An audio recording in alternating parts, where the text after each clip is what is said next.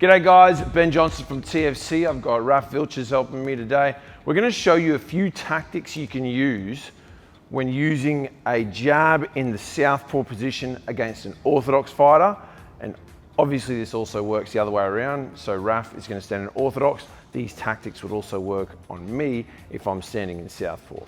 So the big thing we have to be considerate of when we're choosing which jab we're going to use is the foot placement. So right now we're I guess an even stance with, you'd say we're both on the train tracks. My right foot is in line with Raf's left foot and Raf's left foot is in line with my right foot.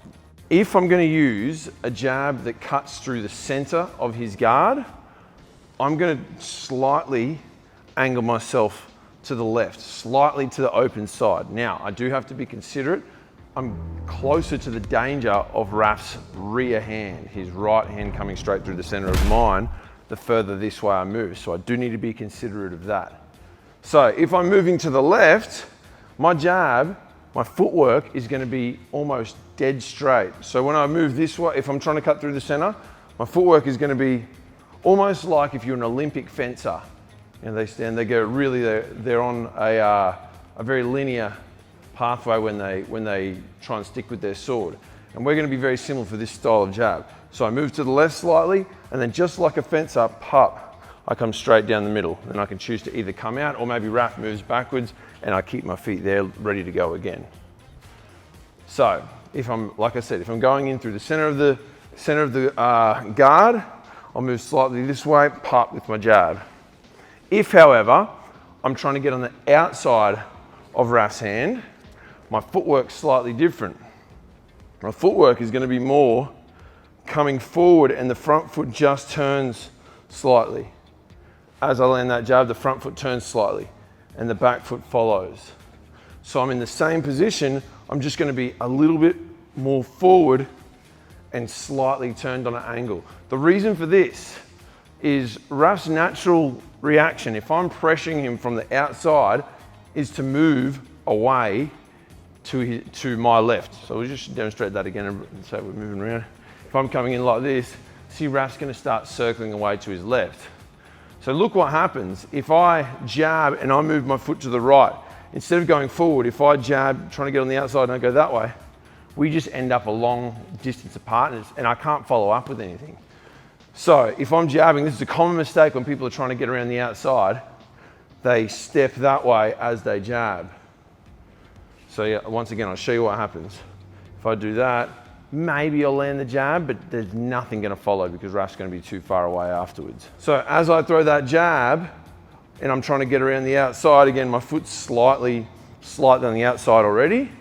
As I jab, I go forwards, and Raf, even if he moves backwards that little bit, is fine because I'm in position again. I'll go again, he moves backwards, boom. So start my foot slightly on the outside already. Boom, trying to go around the outside, boom, he moves backwards, he's trying to get out of the way. But notice that I keep on following up and I'm staying in a position where I can continue the attack if I want. I can be pop, pop, boom, and throw my left at some point.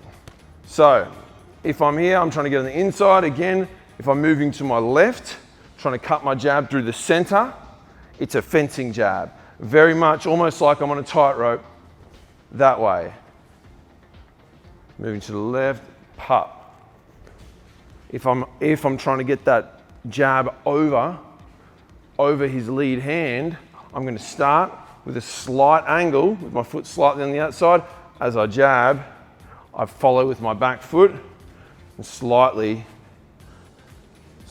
drag it behind me, being in the same position, just a bit further forward and a slightly new angle. So I'll play with a few of these with Raf, just a little bit live. So I'm here, I'm moving this way, pop through the middle. If I'm around the outside here, see I can follow with multiple like that and I'm still balanced and ready to go.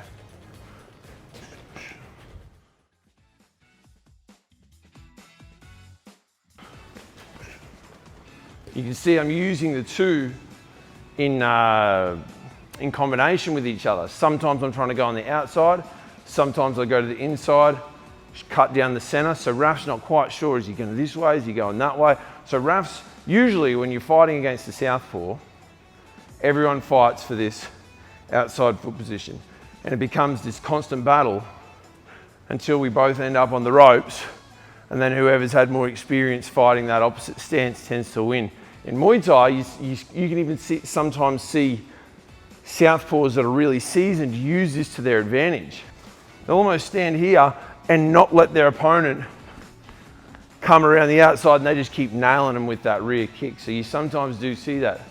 But having the option to go on the inside and use that jab down the center, because not that many people do it, it really does give your opponent something else to think about, and they're trying to go, all right, maybe I have to play the inside foot game instead, which then opens you up to get on the outside and land your jab around the outside. So having those two option guys makes life a lot easier when you're facing a southpaw, or if you're a southpaw facing an orthodox.